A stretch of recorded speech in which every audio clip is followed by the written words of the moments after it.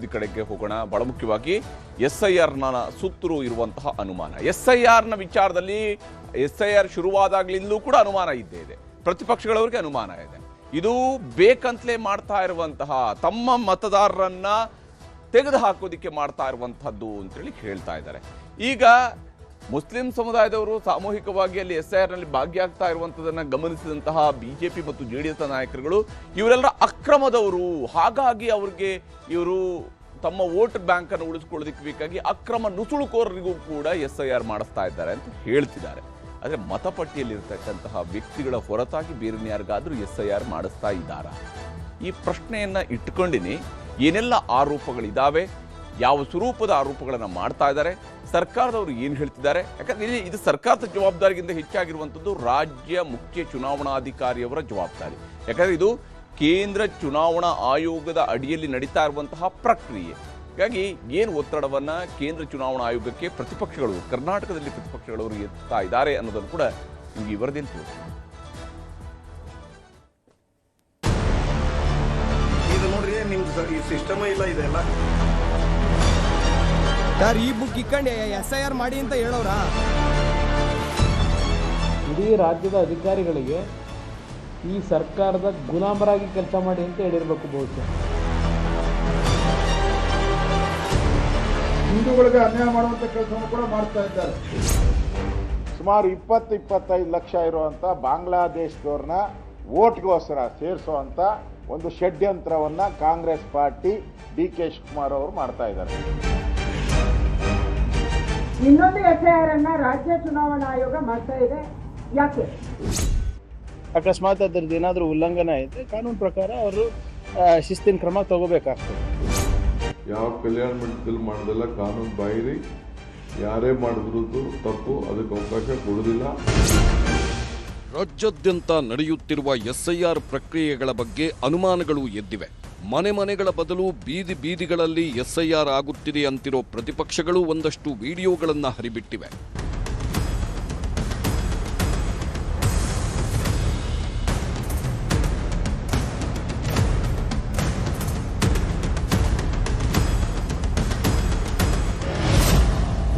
Video 1, ಚೌಲ್ಟ್ರಿಯಲ್ಲಿ SIR Ramanagara. Video 2, ಒಂದೇ ಮನೆಯಲ್ಲಿ SIR ಕುಣಿಗಲ್. ವಿಡಿಯೋ 3, ಮಸೀದಿಯಲ್ಲಿ SIR BTM layout Bengaluru. Video 4, ದೇವಸ್ಥಾನದಲ್ಲಿ SIR ಕುರುಬರಪೇಟೆ ಕೋಲಾರ.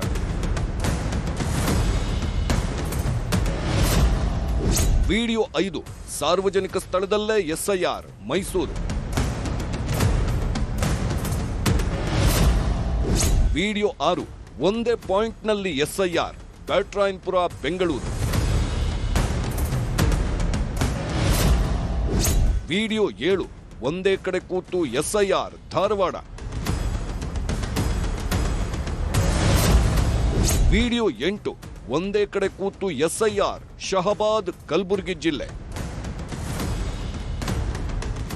ಹೀಗೆ ಒಂದೊಂದೇ ವಿಡಿಯೋಗಳು ವೈರಲ್ ಆಗುತ್ತಿವೆ. ವಿಡಿಯೋಗಳನ್ನೇ ಆಧಾರವಾಗಿಟ್ಟುಕೊಂಡು ಜಿಲ್ಲಾಧಿಕಾರಿ ತಹಶೀಲ್ದಾರ್ಗೆ ದೂರು ಕೊಡಲಾಗ್ತಿದೆ. ಈ ಮಧ್ಯೆ ಕೇಂದ್ರ ಸಚಿವ HD ಕುಮಾರಸ್ವಾಮಿ ಮತ್ತೊಂದು ವಿಡಿಯೋ ರಿಲೀಸ್ ಮಾಡಿದ್ದಾರೆ.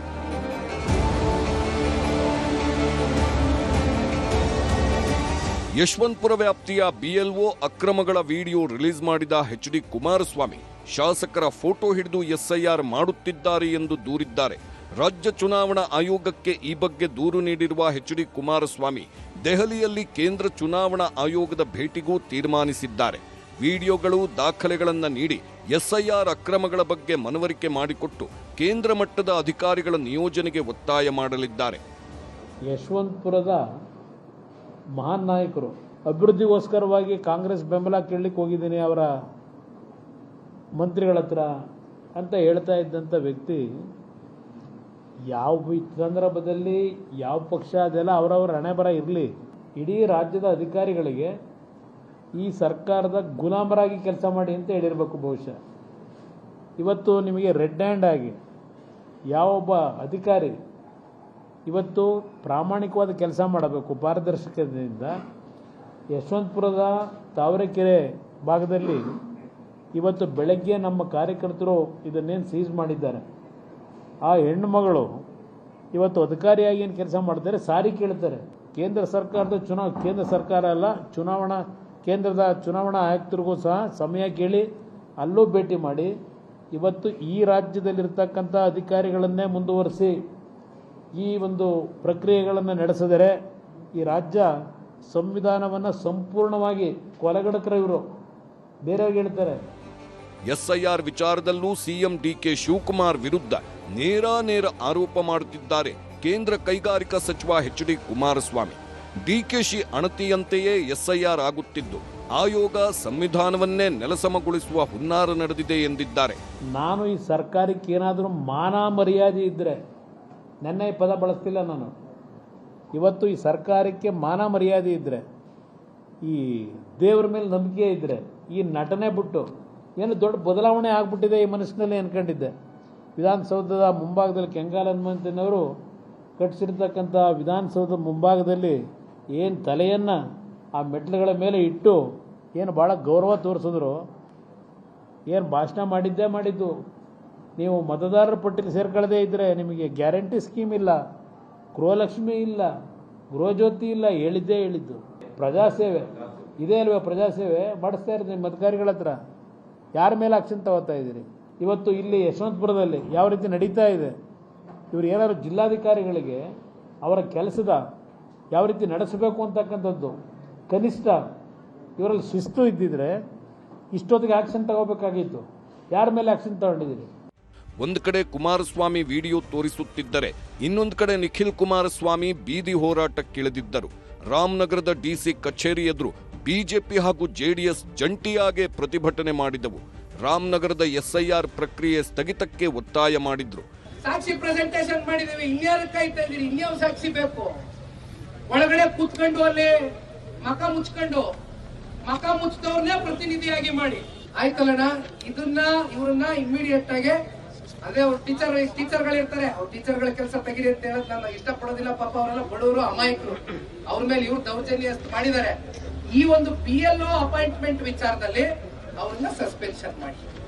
ರಾಜ್ಯ ಸರ್ಕಾರದ ಎಸ್ಐಆರ್ ಪ್ರಕ್ರಿಯೆಯನ್ನ ರಾಜ್ಯ ಬಿಜೆಪಿ ಘಟಕ ಕೂಡ ಟೀಕಿಸಿದೆ. ಪ್ರತಿಪಕ್ಷ ನಾಯಕ ಆರ್ ಅಶೋಕ್ ಕೂಡ ಒಂದು ವಿಡಿಯೋ ರಿಲೀಸ್ ಮಾಡಿ ಎಸ್ಐಆರ್ ಅಕ್ರಮದ ಬಗ್ಗೆ ಪ್ರಶ್ನೆ ಮಾಡಿದ್ರು.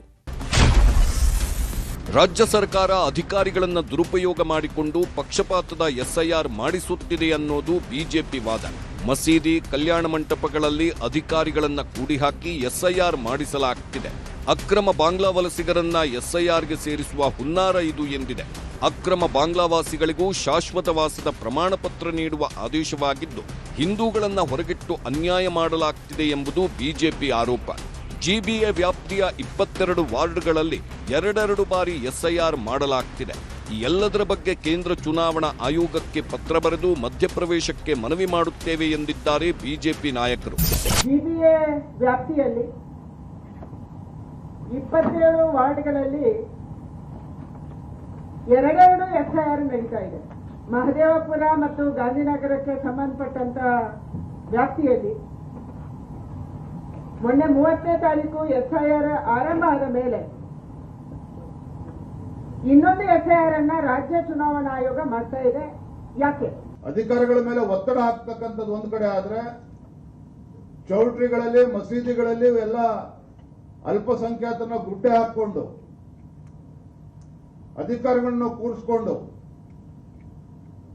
ಹಿಂದೂಗಳಿಗೆ ಅನ್ಯಾಯ ಮಾಡುವಂತ ಕೆಲಸವನ್ನು ಕೂಡ ಮಾಡ್ತಾ ಇದ್ದಾರೆ.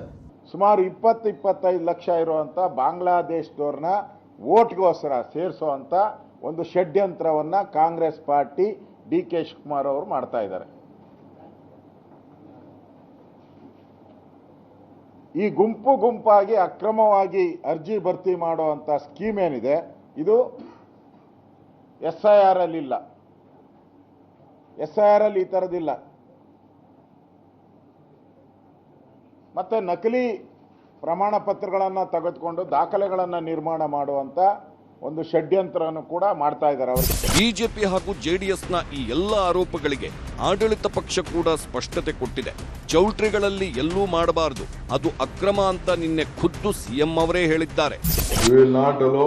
ನನಗೂ ಮಾಹಿತಿ ಬಂದಿದೆ, ನಾನು ಅದಕ್ಕೆ ಹೇಳ್ತಾ ಇದ್ದೀನಿ, ಯಾವ ಕಲ್ಯಾಣ ಮಂಟಪದಲ್ಲಿ ಮಾಡೋದೆಲ್ಲ ಕಾನೂನು ಬಾಹಿರಿ, ಯಾರೇ ಮಾಡಿದ್ರು ತಪ್ಪು, ಅದಕ್ಕೆ ಅವಕಾಶ ಕೊಡೋದಿಲ್ಲ. I have strictly warned. Even our MLA also trying to do it also, will not allow for this. ಪ್ರಕ್ರಿಯೆ ಪ್ರಕಾರ ನಡಿಬೇಕು. ಅಕಸ್ಮಾತ್ ಅದರದ್ದು ಏನಾದರೂ ಉಲ್ಲಂಘನೆ ಇದ್ದರೆ ಕಾನೂನು ಪ್ರಕಾರ ಅವರು ಶಿಸ್ತಿನ ಕ್ರಮ ತಗೋಬೇಕಾಗ್ತದೆ. ಮನೆಗೆ ಹೋಗೋದು ಬಿಟ್ಟು ಕಮ್ಯುನಿಟಿ ಹಾಲ್ಗಳಲ್ಲಿ ಮಾಡ್ತಾ ಇದ್ದಾರೆ ಅಥವಾ ಬೇರೆ ಎಲ್ಲನ ಮಾಡ್ತಾ ಇದ್ದಾರೆ ಅಂದರೆ ದೇ ವಿಲ್ ಟೇಕ್ ಆ್ಯಕ್ಷನ್. ಭಾಳ ಪ್ರಮುಖವಾದಂಥ ವಿಚಾರ ಏನು, ನಾವು ಕೇಳಿರುವಂಥ 12 ಪ್ರಶ್ನೆಗಳು ಕ್ಯಾಬಿನೆಟ್ಟಿಂದ, ಸರ್ಕಾರದ ವತಿಯಿಂದ, ಅದ್ರ ಬಗ್ಗೆ ಇನ್ನೂ ಉತ್ತರ ನಮಗೆ ಬಂದಿಲ್ಲ. ಸೊ ಅದ್ರ ಬಗ್ಗೆ ಕೂಡ ವಿರೋಧ ಪಕ್ಷದವರು ಮಾತಾಡಬೇಕು. Whatever is it has to happen as per constitution ಅಂತ ಅಷ್ಟೇ ನಾವು ಹೇಳ್ತೇವೆ. ಈಗ CM ಅವರು ಪ್ರತಿ ಬೂತ್ ನೋಡೋಕ್ಕಾಗತ್ತೇನ್ರಿ? 50-60 ಸಾವಿರ ಬೂತ್ ಇರ್ತದೆ. ಯಾರು ಅಲ್ಲಿ ಲೋಕಲ್ ಲೀಡರ್ಸು ಹಿಂಗೆ ಮಾಡಿದ್ರೆ ಬಹುಶಃ ಬೇಗ ಆಗ್ಬೋದು ಅಂತ ಹೇಳಿರ್ಬೋದು. ಬಟ್ ಏನೇ ಇದ್ರೂ ಕೂಡ ಎಲೆಕ್ಷನ್ ಕಮಿಷನ್ ಇದೆ, ನೋಡ್ಕೋತಾರೆ. ಈಗ ಎಲೆಕ್ಷನ್ ಕಮಿಷನ್ ಮಾಡೋ ಕೆಲಸನೂ ಇವರೇ ಮಾಡ್ತಾರಾ BJP JDS ಅವರು? What ever it is they will ask for clarification from the BLO. ಈ ಎಲ್ಲ ರಾಜಕೀಯ ಜಟಾಪಟಿಗಳ ಮಧ್ಯೆಯೇ ರಾಜ್ಯ ಚುನಾವಣಾ ಆಯೋಗ ಅಲರ್ಟ್ ಆಗಿದೆ. BLOಗಳಿಗೆ ಕಟ್ಟುನಿಟ್ಟಿನ ಸೂಚನೆ ಕೊಟ್ಟಿದೆ. ಆಯೋಗದ ಮಾರ್ಗಸೂಚಿಗಳ ಪ್ರಕಾರವೇ ಅರ್ಜಿ ವಿತರಿಸಬೇಕು. ಆಯೋಗದ ನಿರ್ದೇಶನ ಮಾರ್ಗಸೂಚಿಗಳನ್ನು ಕಟ್ಟುನಿಟ್ಟಾಗಿ ಪಾಲಿಸಬೇಕು. ಮನೆಗೆ ಭೇಟಿ ನೀಡುವಂತೆ BLOಗಳಿಗೆ ನಿರ್ದೇಶನ ನೀಡಬೇಕು ಎಂದು ಮೇಲಾಧಿಕಾರಿಗಳಿಗೆ ಸೂಚಿಸಿದೆ. ಹಾಗೆ ಫಾರಂ ತುಂಬಲು ಕಷ್ಟಪಡುವ ಮತದಾರರಿಗೆ ಸಹಾಯ ಮಾಡಬೇಕು. ಸಹಾಯಕ್ಕಾಗಿ ಮತದಾರರ ಸೌಲಭ್ಯ ಕೇಂದ್ರಗಳ ಬಗ್ಗೆ ಪ್ರಚಾರ ಮಾಡಬೇಕು ಎಂದು ಆಯೋಗ ಹೇಳಿದೆ. ಈ ಎಲ್ಲದರ ಮಧ್ಯೆ ಇದೀಗ ಕೇಂದ್ರ ಚುನಾವಣಾ ಆಯೋಗ ಏನು ಮಾಡುತ್ತೆ ಅನ್ನೋದೇ ಕುತೂಹಲ. ಕೇಂದ್ರ ಆಯೋಗ ಮಧ್ಯಪ್ರವೇಶ ಮಾಡಿದ್ರೆ ರಾಜ್ಯದಲ್ಲಿ ಇನ್ನೊಂದಷ್ಟು ರಾಜಕೀಯ ಮೇಲಾಟಗಳಿಗೆ ವೇದಿಕೆ ಆಗುವುದಂತೂ ನಿಶ್ಚಿತ. Bureau report, news 18. ಎರಡನೇ ಸುದ್ದಿಯನ್ನು ನಿಮಗೆ ತೋರಿಸ್ತೀನಿ. ಬಹಳ ಮುಖ್ಯವಾಗಿ ಇವತ್ತು ದತ್ತಾತ್ರೇಯ ಹೊಸಬಾಳೆ ಅವರು ಒಂದು ಸ್ಟೇಟ್ಮೆಂಟ್ ಅನ್ನು ಕೊಟ್ಟಿದ್ದಾರೆ. ಇದು RSSನ ಅಧಿಕೃತವಾದಂತಹ ನಿಲುವು. ಅಯೋಧ್ಯೆ ದೇಣಿಗೆ ಗೋಲ್ಮಾಲ್ ಬಗ್ಗೆ RSS ಕಳವಳ ವ್ಯಕ್ತಪಡಿಸಿದೆ. ಅಷ್ಟೇ ಅಲ್ಲದೆ ಇದು ಹಿಂದೂ ಭಾವನೆಗಳಿಗೆ ಧಕ್ಕೆಯಾಗಿದೆ ಅಂತೇಳಿ RSSನ ಸರಕಾರ್ಯವಾಹ ದತ್ತಾತ್ರೇಯ ಹೊಸಬಾಳೆ ಅವರು ಹೇಳಿಕೆಯನ್ನ ನೀಡಿದ್ದಾರೆ. ಅಯೋಧ್ಯ ರಾಮನ ದೇಣಿಗೆ ಕದ್ದಿದ್ದು ಹಿಂದೂ ಭಾವನೆಗಳಿಗೆ ಧಕ್ಕೆಯಾಗಿದೆ ಮತ್ತು ಕೋಟಿ ರಾಮ ಭಕ್ತರಿಗೆ ಇದರಿಂದ ಆಘಾತ ಆಗಿದೆ. ಹಿಂದೂ ಸಮಾಜದ ಭಕ್ತಿ ಮತ್ತು ನಂಬಿಕೆಗೆ ಅತಿದೊಡ್ಡ ಪೆಟ್ಟು ಬಿದ್ದಿದೆ ಹಾಗೂ ಲೋಪದೋಷಗಳನ್ನು ಟ್ರಸ್ಟ್ನವರು ಸರಿಪಡಿಸಿಕೊಳ್ಬೇಕು ಅಂತೇಳಿ ಆಗ್ರಹಿಸಿದ್ದಾರೆ. ಹಾಗೆಯೇ ಈ ವಿಚಾರದಲ್ಲಿ ಅವರು ತಪ್ಪಿತಸ್ಥರಿಗೆ ಶಿಕ್ಷೆ ಆಗಬೇಕು ಅನ್ನುವಂಥ ಆಗ್ರಹವನ್ನು ಮಾಡಿದ್ದಾರೆ. SIT ತನಿಖೆಯಿಂದ ಸತ್ಯ ಹೊರಬರುತ್ತೆ ಹಾಗೂ ತಪ್ಪಿತಸ್ಥರಿಗೆ ಶಿಕ್ಷೆ ಆಗಲೇಬೇಕು ಅನ್ನುವಂಥ ಆಗ್ರಹವನ್ನು RSS ಕೂಡ ಮಾಡಿದೆ. ಗೊಂದಲ, ಅನಿಶ್ಚಿತತೆ ಇವೆಲ್ಲದಕ್ಕೂ ಕೂಡ ಅಂತ್ಯ ಕಾಣಲೇಬೇಕು ಮತ್ತು ಈ ವಿಚಾರದಲ್ಲಿ ಎಲ್ಲರೂ ತಾಳ್ಮೆಯಿಂದ ಕಾಯಬೇಕು. ಭಕ್ತರ ನಂಬಿಕೆ, ವಿಶ್ವಾಸ ಇವುಗಳನ್ನು ಉಳಿಸುವಂತಹ ಕೆಲಸವನ್ನ ಈ ತನಿಖೆ ಮೂಲಕ ಮಾಡಿಸಲೇಬೇಕು. ಸಮರ್ಪಕ ಹಣಕಾಸು ನಿರ್ವಹಣೆಗೂ ಕೂಡ ವ್ಯವಸ್ಥೆಯನ್ನು ಮಾಡಬೇಕು ಅಂತೇಳಿ ಆಗ್ರಹಿಸಿದ್ದಾರೆ. ದೋಷರಹಿತ ಪಾರದರ್ಶಕ ಕಾರ್ಯವ್ಯವಸ್ಥೆ ಇನ್ನು ಮುಂದೆ ಅಯೋಧ್ಯೆಯಲ್ಲಿ ಬರಬೇಕು ಅನ್ನುವಂಥ ಆಗ್ರಹವನ್ನ RSS ಕೂಡ ಮಾಡ್ತಾ ಇದೆ. ಪವಿತ್ರತೆ, ಧಾರ್ಮಿಕ ವಾತಾವರಣ ಇವುಗಳು ಅಲ್ಲಿ ನೆಲೆಸುವಂತೆ ನೋಡ್ಕೊಳ್ಬೇಕು ಹಾಗೂ ಹಿಂದೂ ಸಮಾಜ ತಾಳ್ಮೆ, ಸಂಯಮದಿಂದ ಇದನ್ನ ಕಾಯಬೇಕಾಗತ್ತೆ ಅನ್ನೋಂತ ಹೇಳಿದ್ದಾರೆ. ಅಪಪ್ರಚಾರ ಮತ್ತು ಪ್ರಚೋದನೆಗಳಿಗೆ ಒಳಗಾಗಬಾರದು ಅಂತ ಹೇಳಿ ದತ್ತಾತ್ರೇಯ ಹೊಸಬಾಳೆ ಅವರು ಮನವಿಯನ್ನ ಮಾಡಿಕೊಂಡಿದ್ದಾರೆ. ಈ ಒಂದು ಸಂದರ್ಭದಲ್ಲಿ ದತ್ತಾತ್ರೇಯ ಹೊಸಬಾಳೆ ಅವರ ಮಾತುಗಳನ್ನು ನಿಮಗೆ ತೋರಿಸ್ತೀನಿ. Of theft in the donation boxes kept at the Sri Ramalala temple in Ayodhya has deeply hurt the sentiments and faith of entire society and Ram devotees. We are all extremely pained and angered by this event. At the earnest request of the Sri Rama Janmabhoomi Tirtha Kshetra Trust, the Uttar Pradesh government appointed a special investigative team, SIT, and initiated legal proceedings based on its recommendations. It is essential to ensure that anyone found guilty after the investigation faces severe punishment. ಅದಕ್ಕೆ RSS ಕೂಡ ಈ ವಿಚಾರದಲ್ಲಿ ಇದು ಹಿಂದೂ ಭಾವನೆಗಳಿಗೆ ಅತಿದೊಡ್ಡ ಧಕ್ಕೆಯನ್ನು ಉಂಟು ಮಾಡಿದೆ ಅನ್ನುವಂಥದ್ದನ್ನ ಅಧಿಕೃತವಾಗಿಯೂ ಕೂಡ ತನ್ನ ಸ್ಟೇಟ್ಮೆಂಟ್ ಮೂಲಕವಾಗಿ ಹೇಳಿದೆ. ಹಿಂದೂಗಳ ಭಾವನೆಯನ್ನ ಈ ಮೂಲಕವಾಗಿ ಪ್ರತಿಪಾದಿಸಿದ್ದಾರೆ. ನಮಗೆ ಇದರಿಂದಾಗಿ ನೋವಾಗಿದೆ, ಆಘಾತ ಆಗಿದೆ ಅನ್ನೋದನ್ನು ಹೇಳುವಂಥ ಮಾತುಗಳನ್ನು ಇವತ್ತು ದತ್ತಾತ್ರೇಯ ಹೊಪ್ಪಾಳೆಯವರು ಕೂಡ ಹೇಳಿದ್ದಾರೆ. ಜಾಗತಿಕ ಉತ್ತರ ಪಂಚಾಯಿತಿ